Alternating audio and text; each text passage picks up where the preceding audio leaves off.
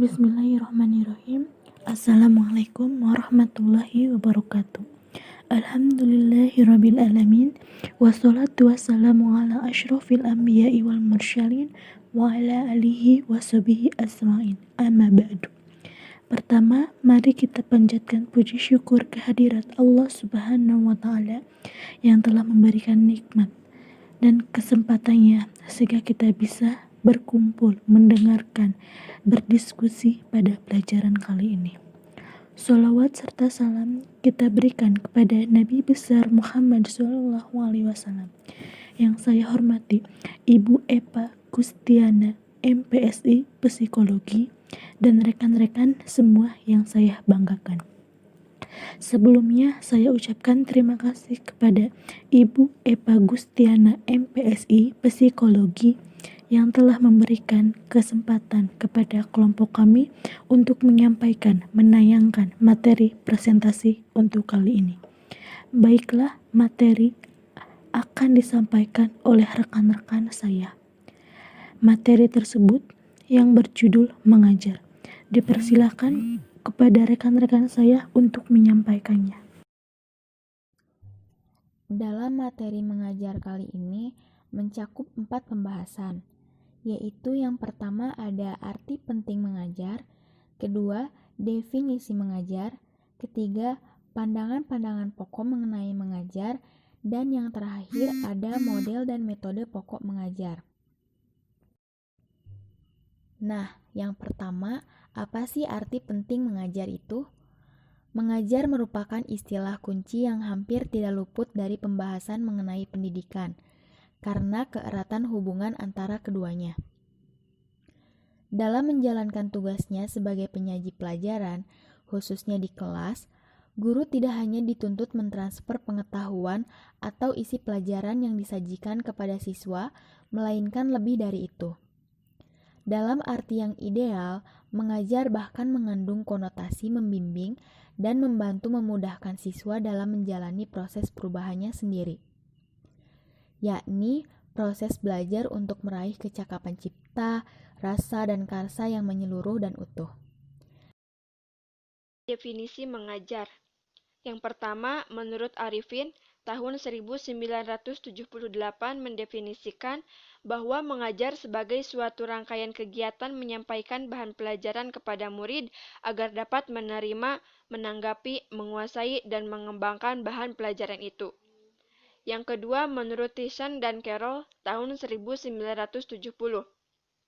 Setelah mempelajari secara seksama sejumlah teori pengajaran, menyimpulkan bahwa mengajar adalah sebuah cara dan sebuah proses hubungan timbal balik antara siswa dan guru yang sama aktif melakukan kegiatan.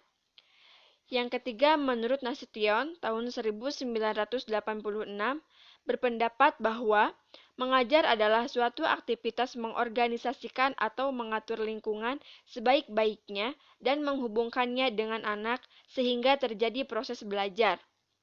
Yang keempat, menurut Tardif, tahun 1989 mendefinisikan bahwa mengajar secara lebih sederhana tetapi cukup komprehensif dengan menyatakan bahwa mengajar itu pada prinsipnya adalah perbuatan yang dilakukan seseorang dengan tujuan membantu dan memudahkan orang lain melakukan kegiatan belajar. Yang kelima, menurut Biggs, tahun 1991, seorang pakar psikologi kognitif masa kini membagi konsep mengajar dalam 3 macam pengertian. Yang pertama, pengetahuan kuantitatif. Menyangkut jumlah pengetahuan yang diajarkan, mengajar berarti penularan pengetahuan. Dalam hal ini, guru hanya perlu menguasai pengetahuan bidang studinya dan menyampaikan kepada siswa dengan sebaik-baiknya. Yang kedua, pengetahuan institusional. Menyangkut kelembagaan atau sekolah, mengajar berarti penataan segala kemampuan mengajar secara efisien. Dalam hal ini, guru dituntut untuk selalu siap mengadaptasi berbagai teknik mengajar untuk bermacam-macam siswa yang berbeda bakat, kemampuan, dan kebutuhannya. Yang terakhir, pengertian kualitatif, yang menyangkut mutu hasil yang ideal. Mengajar berarti upaya membantu memudahkan kegiatan siswa. Selanjutnya ada pandangan-pandangan pokok mengenai mengajar. Mengajar sebagai ilmu. Aliran yang memandang mengajar sebagai ilmu itu diilhami oleh teori perkembangan klasik yang disebut empirisme, yang dipelopori oleh John Locke tahun 1632 sampai 1704.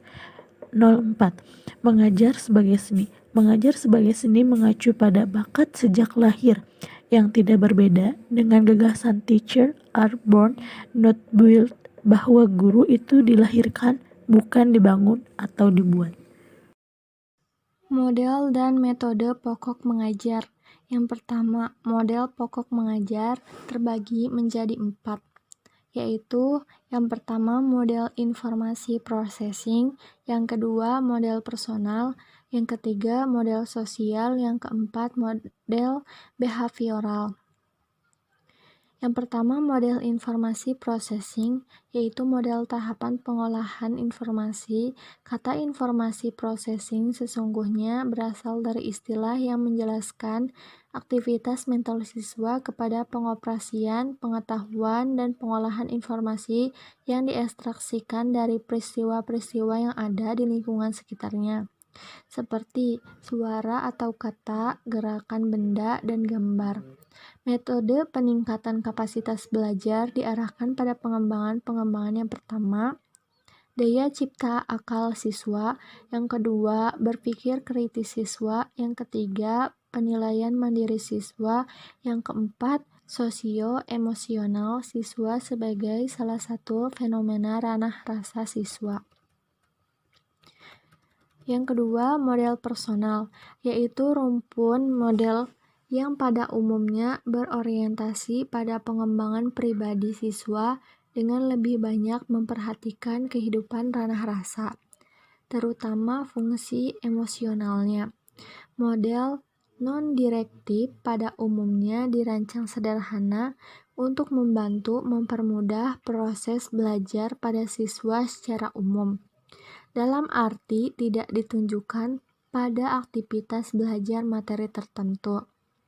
Yang ketiga, model sosial adalah rumpun model mengajar yang menilik beratkan pada proses interaksi antara individu yang terjadi dalam kelompok individu tersebut.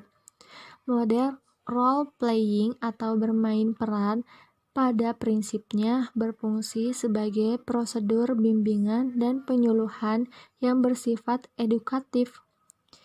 Prosedur terapi kejiwaannya dan penyuluhan yang bersifat industrial. Yang keempat, model behavioral. Rumpun model mengajar perkembangan perilaku direkayasa atas dasar kerangka teori perilaku yang dihubungkan dengan proses belajar dan mengajar. Belajar dengan tuntas yang pada dasarnya merupakan pendekatan mengajar yang mengacu pada penempatan kriteria hasil belajar. Kriteria keberhasilan belajar ini meliputi pengetahuan, konsep, keterampilan, sikap, dan nilai. Kemudian, metode-metode mengajar.